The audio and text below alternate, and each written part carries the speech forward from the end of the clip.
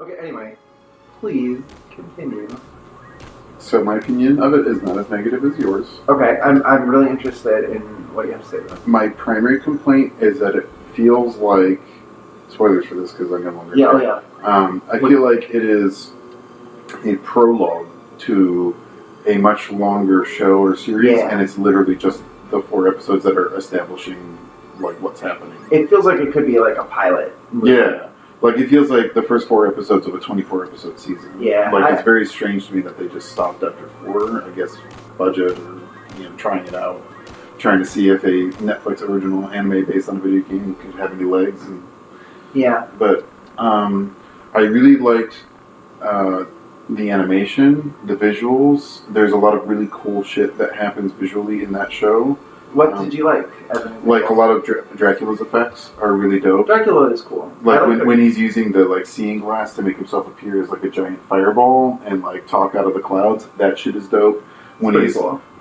Formed out of bats surrounding the castle and he's talking that way, that shit's really cool. I'm into that stuff. When he cries blood, I thought that was dope. When he turns into a fucking giant fire pillar to teleport and shit. When he decides that he's no longer going to move as a man. That shit is cool. That scene was really sick. And you can kind of tell, like, there's this sort of, like, visual parody where, like, he's like, I'm not going to move as a man anymore because my wife is dead or whatever. And the flowers that the old lady brought to offer to her, they go up in flames too because he's just going to leave all elements of humanity behind. That was a neat visual metaphor. So I really like Trevor's, like, fighting style. And, like, his whip skills are pretty cool. He does some cool shit with that. And when he does the throw knives in every direction, that's straight up out of the game. Yeah, that's it is very much. They never call the whip Vampire Killer, which makes me sad. He just says it's a consecrated whip, even though that is canon, the name of the whip. I also was so disappointed they didn't use any of the music from any of the games. True. I liked the music that they did use, but I was very sad that none of it was... It was cool. It was cool. It reminded me a lot of the music from, of all things, Deus Ex. Interesting. It had a very similar sort of instrument set and a very similar sort of vibe. And I thought it fit what was happening in the show, but it was still kind of sad that it wasn't borrowing anything from the extant I dug it on its own. Now, I kind of follow a lot of the same things that you just said. I thought some of those things were cool. Mm-hmm. What the fuck do you make of the pig fucking scene? The goat fucking scene. Yeah, I was like, I don't remember a pig fucking scene. So, it is not a scene of gratuitous goat fucking. Well, no. It is a story being told. It's a gratuitous, like, last quarter of that episode, though. It's not that long. Feels like an eternity. I watched it twice. It might have been like 90 seconds or something. And it was just setting up how they were just like shitheads. Just like... I thought it was awful. I thought it was like the most like juvenile, like fucking... Like, how did this go through multiple revisions and get into this document? It did not strike me as that significant at all. It felt like a total... Like, I've seen raunchier shit in Game of Thrones. I think it just felt distinctly un-Castlevania to me. There was never anything in any Castlevania that would be like that. Well, also, like, they curse, and they never curse in Castlevania either. I mean, yeah. They never show the kind of viscera that they showed on the anime. I think maybe the limitations of the game... I think there is lots of violence like that, and that I have much less qualms with that. I just felt like... And it's not even like I'm like, oh, it was obscene. It's just like, it just felt stupid. To me, it felt like the lead up to a silly scene that was capturing part of what Castlevania is, and that there's this sort of dire seriousness to a lot of what the overall plot of a Castlevania game is, and then a lot of really silly shit that fills in some of the gaps between action in Castlevania games. When I think Castlevania, I think like high. I don't know exact term, like time period they're going for, but like in Symphony, I know this is like 3 centuries earlier, but it's like this is like early modern stuff. But like when I think of like Symphony of the Night, like high Victorian Gothic, like not like I don't know. Anyway, well, I'll continue talking. But we have this important line of dialogue. Yeah, remember, this gets back to how you said goblins were not people. Gob gob, gob gob gob. Look, they have their own language, Ryan. Oh yeah, huh? Same language my cats speak. Meow meow meow meow meow. Also, will work. Now, Ryan, guess what? So chocobos are also You know, people in the eternal because work, they say a word. the eternal work quay dichotomy, War of the Lions also translates the chocobos as work instead of play, which is interesting, don't you think? Maybe work is something that is going to be consigned to Ibeliskins. Maybe it's an Italy. Oh, I'm sorry. There's also Gabu. There's 2 words in this language. A chocobo in this place? A forest where it probably lives? Must be pretty stupid to wander into Goblin's forest. This particular goblin. They're all named Goblin. We must leave now. Is he strong in a fight? I have no idea what these options mean. It's much clearer in the... Also, it always throws me off that these choices are presented in a headed dialogue box. Yeah, because it always just seems like he's like, all right, 1, we must leave now, and 2, is he strong in a fight? Do you think? Okay, so spoilers for this thing. This is like the Alga situation where you can rescue the chocobo, whose name is Boko. That's the name of yeah, Final Fantasy V. Butz. Well, it's his name Boko in War Lions. But so yes, you can get a chocobo, and he can fight for you if you save him. However, the other thing about this fight is that for some reason, at least in my game, the chocobos continually spawn with no limit. Eggs keep appearing, and I just keep growing chocobos, and I dismiss them, and more chocobos come out. I've probably given birth to like 12 chocobos. I need to see this actually. Well, this happens over time, but we'll say, is he strong in a fight? Delita said wild chocobos are stronger than tame ones. I wonder if he's strong in a fight. That doesn't seem like the question that I would be asking him. You want to help him, Ramza? No money in that. Yeah, but what if he's strong in a fight? What on earth?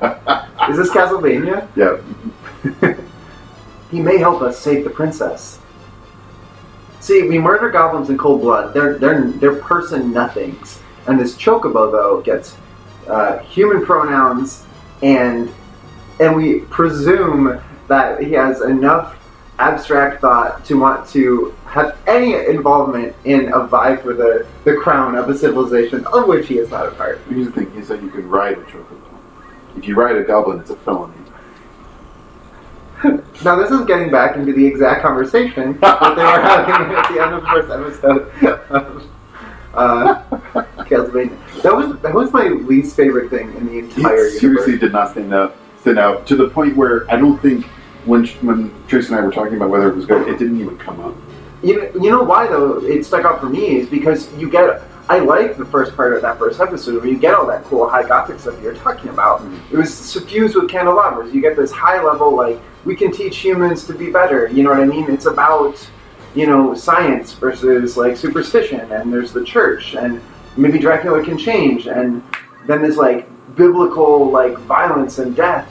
And then it's just like, did you know he fucked my goat? He loved my goat. He fucked my goat again. Maybe he fell and got blood on his pecker. And stuff like that. I'm just like, this is the stupidest thing ever. Like, Warren Ellis, like, it felt like he had never written something in his entire life. Like, it was, I hated it. I'll stop talking about it. But it was the stupidest fucking thing I've ever heard in my life. Again, for context, this is at most a 2-minute scene at the end of the first episode. And is not repeated again. In a 15-minute episode. Though, they are 23 minutes. In a 23-minute episode. They are half-hour episodes for television. Whatever. One moment, though, can still have a major impact on, like, your experience of a given piece of media. Sure. I'd say it was not a particularly important moment. And if anything, what's for me? Was setting up, like, what is this? Haste. Except the land is working against me. Yeah, it has no vertical tolerance. Does not. That sucks. However, we can get Girly in on this. Wait, don't stand behind her. I thought Sypha was really cool. I thought it was very cool that they actually dug out Sypha from Castlevania 3. Well, this whole thing is supposed to be based on Castlevania 3. Oh, it is? Yeah, that was its whole setting. It's set in the same time period. It's Trevor from Castlevania 3. That's why Alucard's in it, because it's Alucard from Castlevania 3. Yeah, Alucard's in a lot of these. Well, I think it's like those two that he started in. He didn't get his own game, I don't think, until Symphony. And the only person they left out is Grant Balnati or whatever his name is. I don't know if he's going to show up. Sypha, Grant, and Alucard, I thought, were the main characters. The sub-characters or whatever, the ones you can swap to? Yeah. Let me actually look. I'm just curious. It's not that I don't believe you, it's just that I don't remember. I thought there was 4. Yeah, well, I just remember reading about it and people being... There might be another one, actually. But people being like, why did they pick Castlevania 3? Because it's the best one. I think Symphony is better, but... No, it's the best one of the NES one. Well, it also Grant Dynasty. Dynasty, that's it. Great fucking name. That is so good. He's like a leafy pirate. Yeah, he is basically like one of the little frog boys, but you can just play as him. It's really cool. Oh yeah, it is just those 4. You're right. You're totally right. It's okay. So yeah, where's Grant? Yeah, no Grant so far. That sucks. Also, it seemed like we got Symphony Alucard. I have so many fucking problems with this stupid show. So the best, in case you're wondering, you're playing Castlevania 3. The best one is Alucard, followed by Grant. Sypha kind of sucks, but Sypha was one of the cool ones. I think she's probably the coolest of the 3. She's really cool in the game. I hate that the characterization they gave her is, he is so rude. Like, that's like the extent of her characterization. She's like a sick, nasty wizard. I mean, sure. Can fucking kill demons with ice spikes. I mean, that's cool. I do agree, like, the power set they gave her, but that was implicit in, like, adapting her character, because that's what she could do in the game. Yeah. In the show, she is just, like, that. Like, the only thing that makes her unique is that she, like, doesn't like Trevor in a kind of cute, sassy way. Like, maybe I can pee in a bucket and call it beer. Why? Because he was rude. Did you climb on me while I was made of stone? That was rude. That's Sypha. That's the extent of how Warren Ellis has written this character. Sorry, I just hated Castlevania so much. Again, this did not stand out to me at all. I have watched it twice. We watched it twice because we're like, we couldn't have been, like, we can't be that wrong. Like, I think it's just not for me. I think I really, really, really love Castlevania, and it broke my heart in 100 ways. I don't think it does much to betray the central sense of Castlevania. Oh, I fucking hell it captures the essence of gothic horror plus silly comedy stuff that happens. Could not disagree more. It's super like the games. Like, it is very much in that way. They don't even enter Castle Dracula until the end of the first episode. Again, and that's my primary complaint, is that it's too short. They only set up the basic stuff and then didn't actually go into Castle Dracula, where I would expect, like, again, the next 20 episodes of this season 1 to be taking place in Castle Dracula. God, I mean, I'm willing to give it the benefit of the doubt. Also, this is a really shitty cast. Sorry, y'all. I should have looked at the list, but holy fuck, did I don't know. I was just so disappointed by it. Oh, wow. That was rough. Like, I think, too, because I'm not saying this, like, makes me, like... I think my taste is just different. Like, when I think of, like, gothic horror in, like, movies and films and stuff, I think of a lot of, like, classic horror. Especially for this, I feel like the model is... I should know. God damn it. There.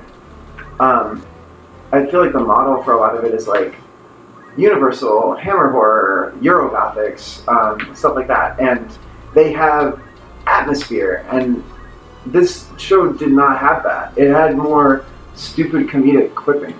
Sorry, I'm also not trying to... Please tell me. You can tell me to stop, because I don't want to, like, shit on it. Just... I don't think it's, like, objectively bad. I just think it wasn't for me. You say that, but you also say things that tell me you think it's objectively bad, and don't understand why anyone would ever think it was so good, and don't understand why all the reviews are so positive. I have trouble seeing why people like it, I really do. But I also think that I have, like, weird requirements for why I like things. Not, like, better ones, just, like, it's not what I want out of it. You know what I mean?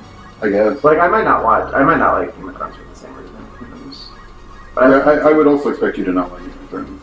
Like, it's for the same reason, like, I don't think you'd be super thrilled with, like, watching, like, 50s Hammer horror or anything like that. Yeah, you know what I mean? Like, you probably find it slow and that sort of thing. But whereas I do tend to fall asleep in really horror movies. So.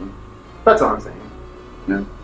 I thought, this had the right blend of action and sort of character moments. There were some dialogue scenes that were just straight too long, I think, especially some of the stuff with the speakers. Like, some of those scenes were like 5 minutes, and it's like, okay, just stop.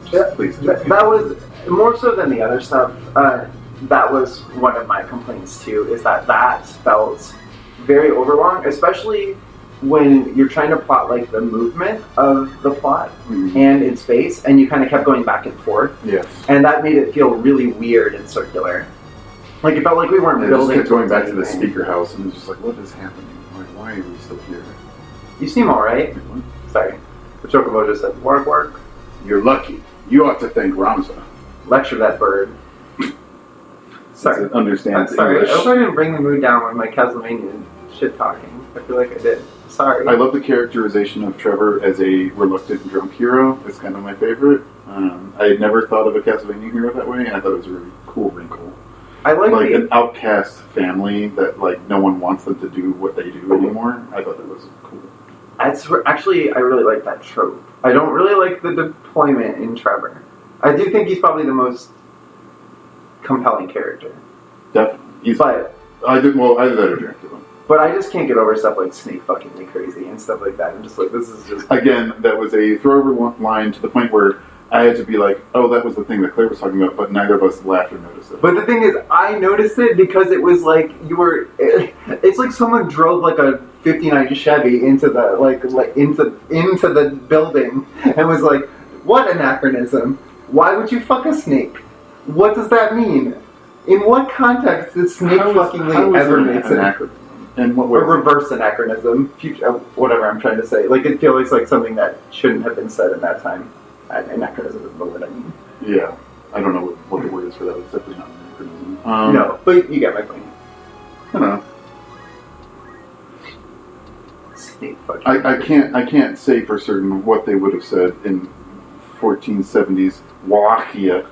Me neither. Which is a made-up country. Well, Wallachia is a real country. It is? Yeah. Oh, where? But in... I mean, it's definitely not a country, right? Well, it's like in... That's where Dracula's from. Oh. Wallachia. Okay. Literally never heard the term in my life, and I've read original Dracula. I don't know if it's... I'm pretty sure that it's a real place. Look at that. That was also another thing that I thought was interesting. They are trying to blend it with the real world tapes. That's what I wanted to ask you. Mm-hmm. Do you know if that was ever a thing in actual Castlevania where they made Dracula Vlad Tepes? Because I also wasn't a huge fan of that choice. Wallachia is a historical and geographical region of Romania. Yeah. It's situated north of the Lower Danube and south of the southern Carpathians. There we go, okay. Yeah, I don't think Dracula in Castlevania is normally tied to Vlad Tepes.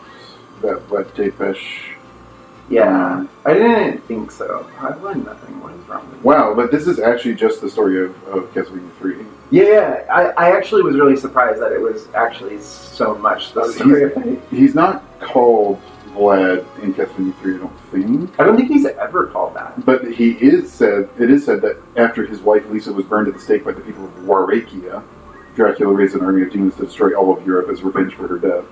Well... Which is, and this is information about Castlevania 3, yeah. Oh, that's cool. I didn't know that. Did you know? Have you played Symphony, right? Mm-hmm. The thing that struck, I guess maybe I didn't remember that being a part of actual Castlevania 3. Maybe it was like in the manual story or something. Yeah, it seems like a manual thing. But do you remember the succubus dream in Symphony of the Night? Mm-hmm. And then once you this is major spoilers for Symphony of the Night. Once you beat Dracula in the inverted castle, do you remember? I watched this. I went to look it up because Dracula says, "What were her last words?" And then he completes what the succubus lies about and says something like, "Do not hate humans" or something, for theirs is already a hard lot or something like that. So I really liked that. I actually found the moment with Lisa in the animation really moving for that reason, because I had that association. Yeah, I really liked that part of like the first episode and that setup and stuff. I liked the first episode a lot, or parts of it, so that fucking goat fucking scene. Again, you say goat fucking scene. You we would be remiss if we did not point out no goat fucking happens in visual. Okay, clarification. When I say goat fucking scene, I am referring to dialogue in which fucking a goat is discussed. Again, the phrase is used exactly once. Sure. Are you sure? Yes, I am sure. I watched it today.